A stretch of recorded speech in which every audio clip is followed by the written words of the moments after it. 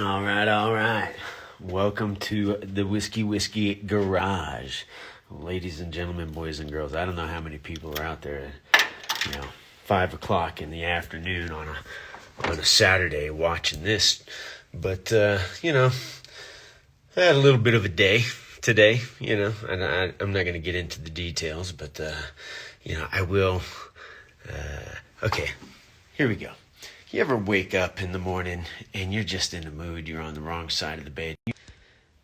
Yeah, I got a bad connection. And you wake up in the morning and you're in a bad mood and somebody's going to get it. You're trying to avoid it, but you're like, man, I'm going to shit in somebody's Cheerios today. You know it. It's going to happen.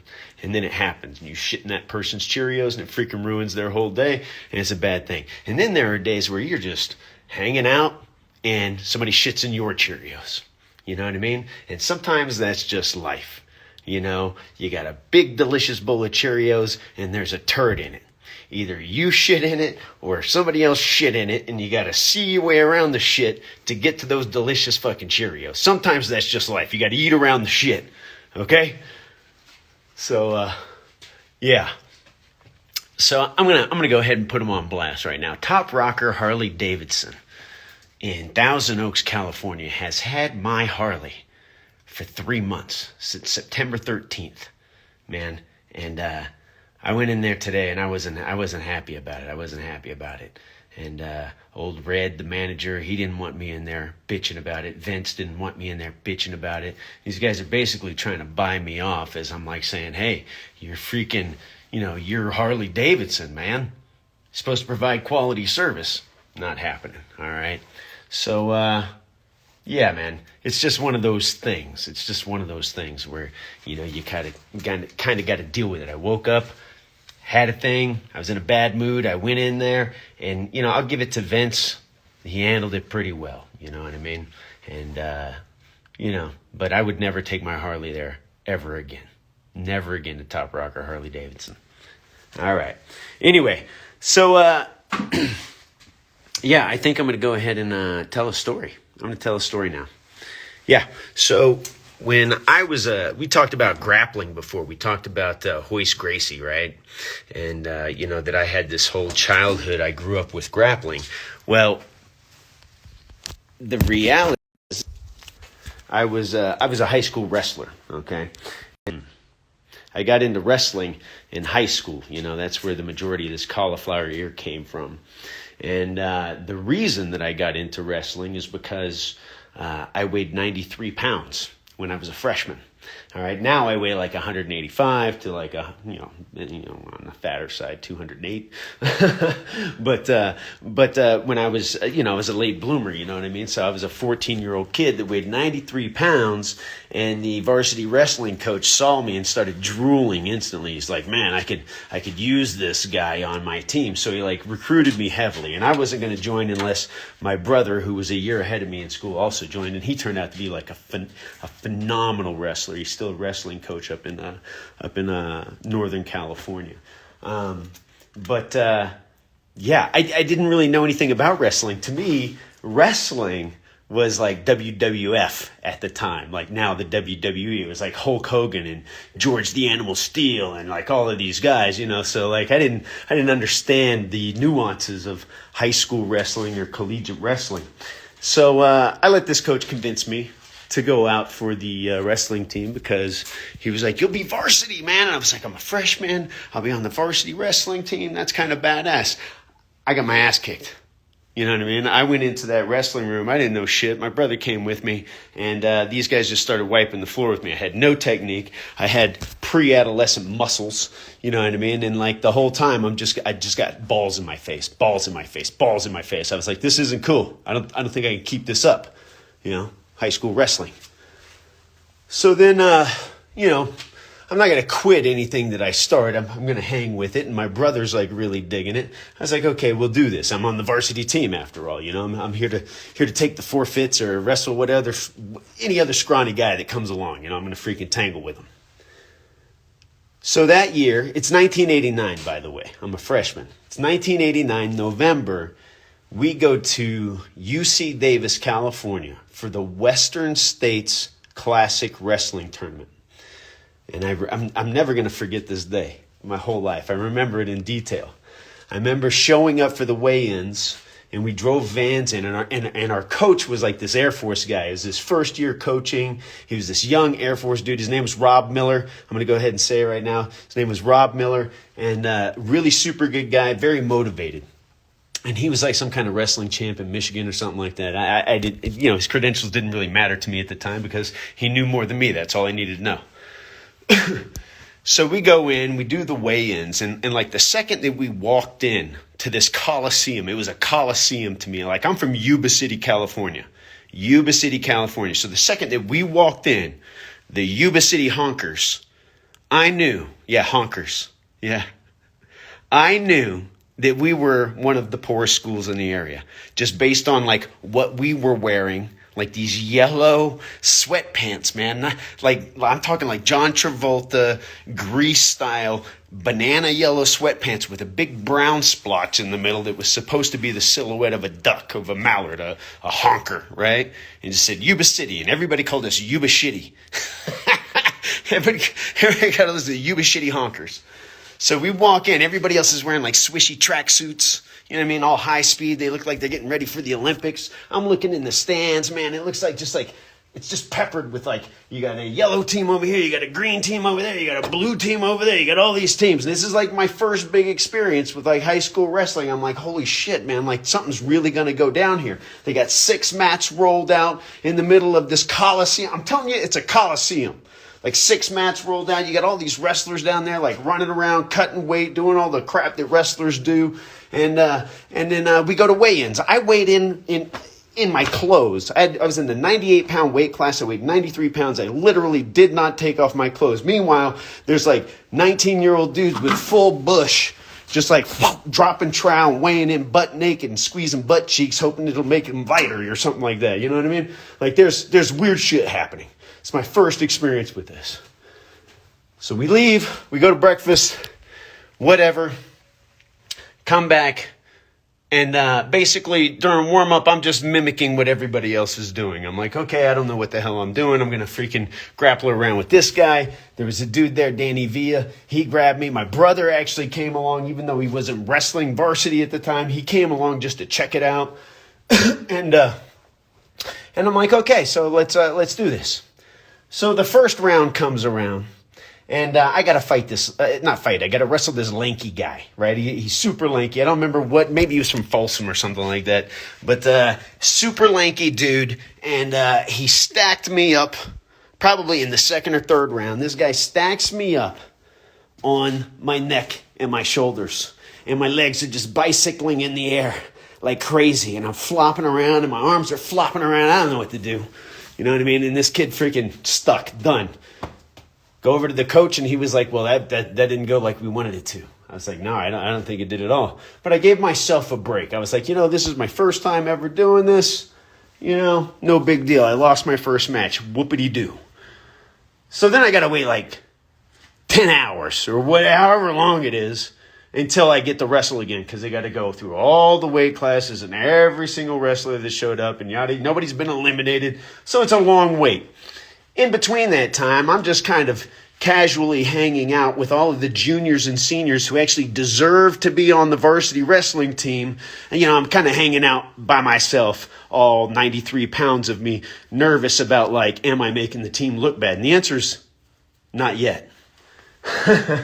So then the team captain, I don't remember who it was at the time. Maybe this guy named Leo. There was another guy, Bill Davis was there. Maybe Chris Renzulo was there. There's some guys there. Okay. So they all gather around and they start having a chat, and they're pointing at me, which makes me super nervous, right? Because these are all like men who have at least 1 or 3 hairs on their chins, right?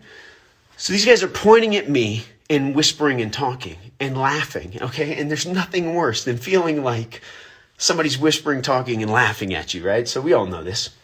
And so then they call me over. They're like, hey, Moose Man, because that was my nickname my whole life, Moose, okay? Nobody knows this about me, all right? So my name at 93 pounds to everybody that knew me was Moose.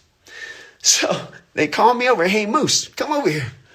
So I come down, I think I'm fucking getting kicked off the team or something. I'm like, oh shit, I'm all nervous. They're like, hey man, there's just something that we got to tell you. And we're just going to give it to you straight. And I was like, oh man, it wasn't that bad. I mean, I got pinned, big deal. So-and-so lost his match, right? So right away, I'm like thinking the worst. And these guys are like, no, it's nothing like that, dude.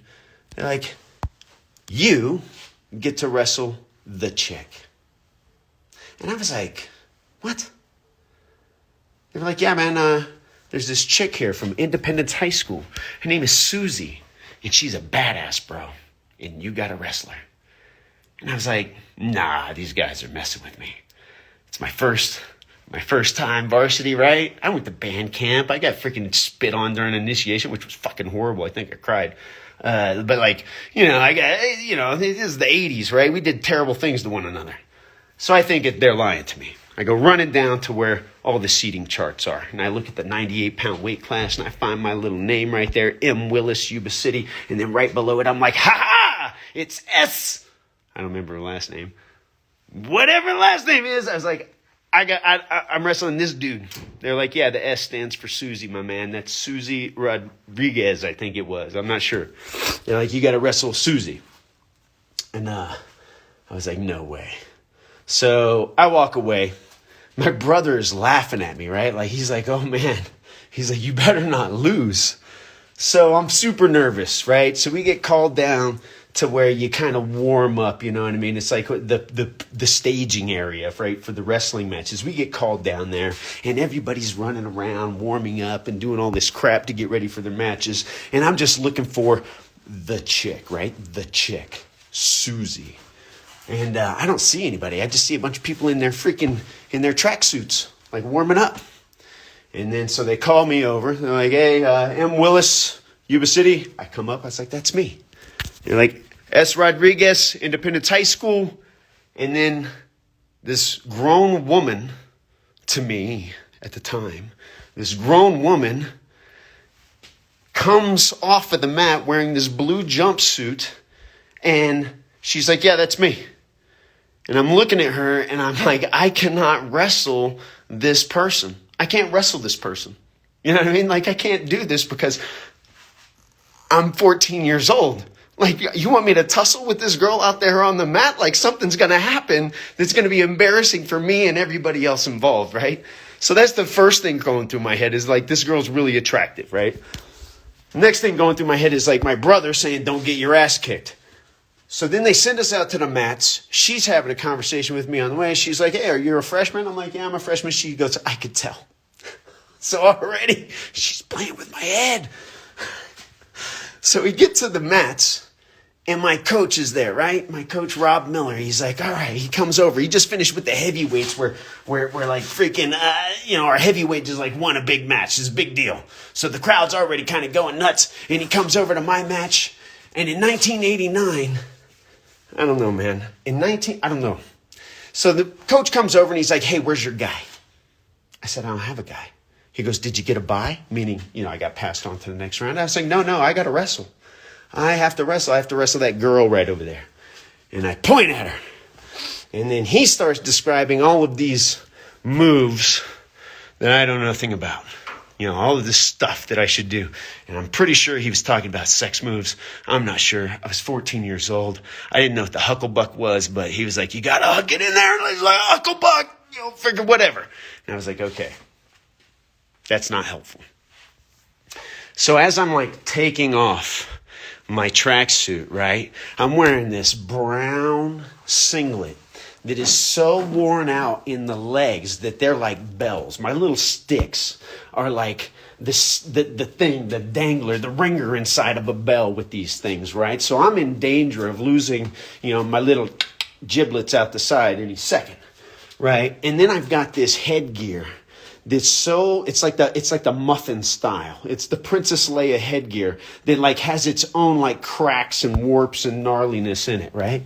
So like, and that's it. That's what I got. I got white legs, borrowed wrestling shoes from like the 70s. Like the coach pulled them out. Like this is back when gyms kept like like Converse for guys to wear when they went to gym class if they didn't have shoes, right? So I'm wearing like the gym wrestling shoes, the gym headgear, and of course this hand-me-down 1970s singlet, right?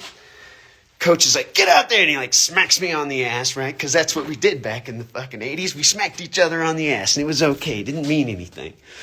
So then Susie gets out there, and then I realized that somebody, or maybe I didn't realize, but maybe the guys told me that Susie's coach was actually her dad. And since my brother is a wrestling coach and has wrestled his daughter, or his daughter has wrestled, my niece has wrestled her whole life, I already know this girl's dangerous, right? She's going to be dangerous. When your dad's your wrestling coach, you're going to be dangerous. So I go out there, and I don't know if sports bras existed in 1989, but to Susie, they did not. She had an ace bandage just wrapped all the way around, okay? Which was distracting for a 14-year-old boy. Then she had her hair tucked up into a swim cap and the headgear pulled down. And she came out to the center of the mat, like leaping and bounding like a freaking cheetah around me, okay? The crowd is like fired up because she's the only girl in 1989 at the Western States Classic Wrestling Tournament, right? So I'm like, okay, I'm ready. The ref calls me up. Oh, man, I'm getting into this story. So the ref calls me up to the line. And, you know, you show up, you're kind of like toe to line. I was like, ha! You know what I mean? It didn't even look good what I was doing. I was so awkward, you know? When you're 14 years old, everything is awkward, right? So I was like, ha! And then Susie came out. She was crouched like a freaking panther, okay? She's like ready to go. I'm talking like chest on the knee, one leg back like cocked, like a grasshopper leg. It was crazy. She's just ready to pounce. And I'm standing there, awkward, half bent over with my feet way too close together, like wondering what the hell is happening, right? And is this really going to happen? Like, I'm going to have to wrestle this girl in front of, like, this coliseum of people. So the ref blows his whistle. Her freaking grasshopper leg unleashes. Pow! She jumps on me. Boom! And I'm on the ground, like, crawling on my freaking elbows, right? Towards, like, out of bounds, right? She's just moving up my body like an anaconda that's just swallowing me, okay? And I'm just trying to get away, okay? Just like that happened way too fast. I get out of bounds. Ref calls us back in, okay? And then it happened again and again and again. She would take me down, let me up. Take me down, and then let me up. And it was the most irritating thing in the world. At one point, she's literally hanging onto my ankle, and I'm dragging like a wounded person, like dragging this person attached to my leg across the mat. And I'm looking at Rob Miller, my coach, and I'm screaming, Coach! Coach! And I swear to God, this happened. This guy, my mentor, my wrestling coach, he goes like this and turns around and looks up in the crowd. He looked up in the crowd like, I can't help you, maybe somebody out there can. So then I start listening to Susie's coach, who's speaking to her in Spanish, so that's no help whatsoever to me because my Spanish was pretty limited at the time and still is. Okay? So now we get to the third round. And in the third round, this guy pulls a piece of plastic that's red on one side and green on the other, and this round puck out of his pocket, and he points it at me, and he's like, top, bottom, or neutral. Which means I had to choose the position to start from in the first round. And you know what? This is what I said. I said, I've been on the bottom the whole time anyway. I guess that's where I'll start. And this guy looks at me and he's like, good choice. So I get down on all fours to get properly mounted, right? So I'm down on all fours. I get on my knees and I'm like waiting for, Susie to come in and mount me. And she does. She like gets right behind me, pinches my elbow, and then the hand like comes around the belly, right? Her hand's coming around my belly. And the second her hand touches my belly, I know that ref is going to blow the whistle, right? That's like the kickoff moment. So her hand's coming around my belly. And as it does, she says, "You're going down, Gumby man. You're going down, Gumby man." Her hand touches my belly, the ref blows the whistle, and I'm stacked on my head and neck and shoulders, kicking my legs like I was before. And I'm kicking, and I'm just like, I'm not getting stuck. This is freaking crazy, right? So I'm kicking, and I'm kicking, and I'm kicking. And I get out of it, right? I get out of it. And then I didn't get pinned, but then the ref like blows the whistle. It's like the shortest round of all time. I stand up, he moves us to the middle, he raises Susie's hand. I'm like, well, I don't think she pinned me. And I walk over to the side of the mat, and I look at Rob, and I was like, "Coach, what happened?" He goes, "They stopped the match." I'm like, "Why did they stop the match?" I was like, "She didn't pin me." He goes, "Well, it's called a technical pin.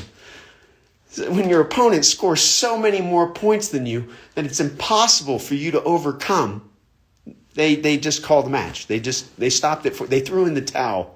They threw in the rules threw in the towel on me. It was the worst. It was the worst. He said, from a skills point of view, it's actually worse than being pinned.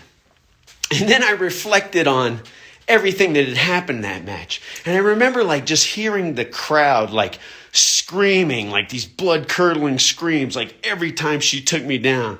They wanted my blood, man. It was bad. At one point, I was like, why did she call me Gumby Man?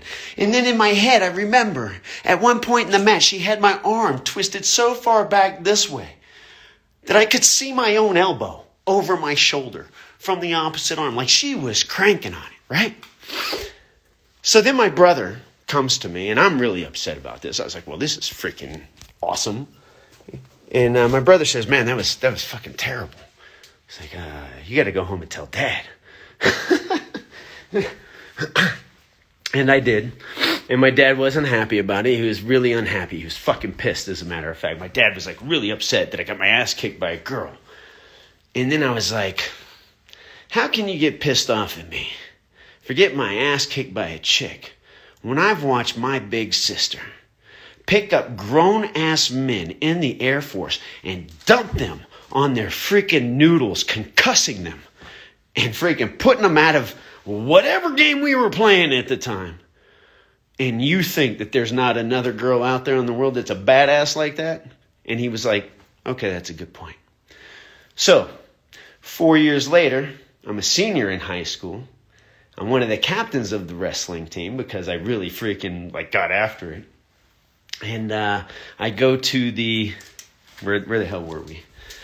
It was a Roseville 2-day tournament. And I'm wrestling 135s. No, actually there was a guy, Robbie, somebody didn't make weight, so I wrestled up to his weight class. I think it was wrestling 145s, 10 pounds over what I usually wrestle. So I was 8, no cutting weight, it was freaking amazing. I felt strong in the morning, and I actually did pretty well in the tournament. But my dad showed up to that tournament. He showed up to all my matches my senior year. It was awesome. He was amazing. He showed up, and one of the referees for the tournament was Susie. And then I pointed her out to my dad. I was like, "Dad, that's Susie." And he was like, "Oh my God, she's a legit wrestler. I think she went on to wrestle at UC Davis. I'm not sure." But anyway, she reffed every single one of my matches just by chance in that freaking tournament. Insane. I got to challenge her to a rematch. And again, it's the rematch that never happened, or the match that never happened. But this is the match that happened and the rematch that never happened, not the match that never happened. So I guess the moral of the story is everybody gets their ass kicked. It's all about how you come back from it. You know what I mean? It's all about your attitude after the fact. It was nice, those 4 years later to catch up with somebody who did create such a vivid memory for me, or is part of such a vivid memory, and probably doesn't even know. I'm not even on that person's radar. But I think that everybody has somebody in their life that made an impact on them in a way that that person doesn't even know or understand. And I think that, the people that I mention in my stories by name are people that impacted me in some way. And I think that that's why I do try to mention them by name. I don't know if Susie's last name was Rodriguez or not. I'm guessing, but I think it was. And but it was definitely Susie. So all those other guys, the Chris Ronzullos, the Bill Davises, the what the hell was that Leo guy's name? I can't remember. All those people had an effect on my life. My brother, huge effect on my life. So shout out to you guys. I just needed to tell a funny story, and hope you enjoyed it. All right, catch you on the flip side.